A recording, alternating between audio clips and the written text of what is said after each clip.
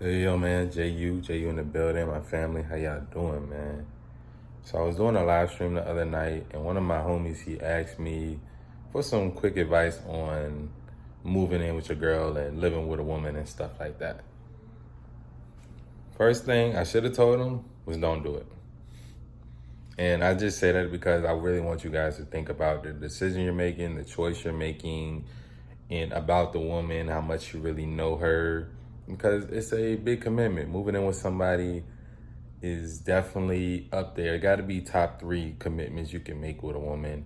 Only thing I can really think of right now above it is having a child with one. But living with one, y'all are basically, whether you plan on getting married or not, if you believe in marriage or not, y'all basically in a marriage type of situation. And kids are probably going to be following shortly behind that unless she's on birth control or something like that. And I've been living with my lady for about 3 years, so I definitely got some experience, some wisdom in the game when it comes to actually living with a woman, especially being in your 20s, man. Especially being in your 20s. So I say the first thing, like I said, don't do it. But if you're already past that, this is what you want to do. You have a good woman. First thing you need to make sure is you stand on your purpose and stand on path. That's going to be always number one. You got to remember the things that attracted this woman to you was because you were so focused, because you had all these different things going on, because you were in shape. It's very easy to get comfortable in a relationship, especially living with someone. It's very, very easy. You start letting yourself go. You start slacking on your responsibilities. You start kind of forgetting your purpose. And it's because you have access to sex basically anytime you want it. You feel me? And that's one of the driving factors in men is purpose, but also legacy and that primal thing we have in us that wants to have sex and wants to spread our seed. So if you got access to that and the thing that's giving you sex is also cooking for you, yeah, it'll be easy to slack off and miss some gym time and stuff like that. Second thing, make sure this is a woman that has stuff to do on her own. And you can also give her stuff to do, like she can play certain roles for you in your business and things like that. But just make sure she's not one of those bored girls that spend a lot of time just scrolling and stuff on social media and looking at other people's lives and wondering why somebody else guy's doing this for his girl, but you're not doing this for your girl and stuff like that. You want a girl that's focused on the mission. She understands your mission, understands who you are, where you going, and your plan to get there. And she's okay with being a part of that. She's okay with understanding, like, let me find out different ways I can help him.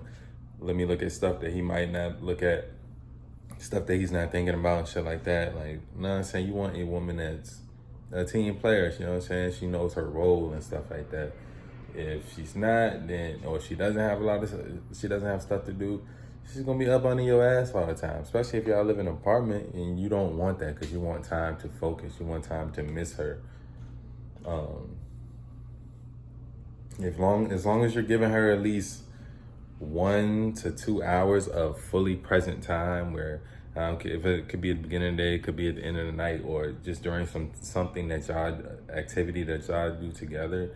As long as you're giving her 100% presence for at least 1 to 2 hours a day, she's gonna be fine. She's gonna be fine. And also understanding that she's gonna get very comfortable for it with you.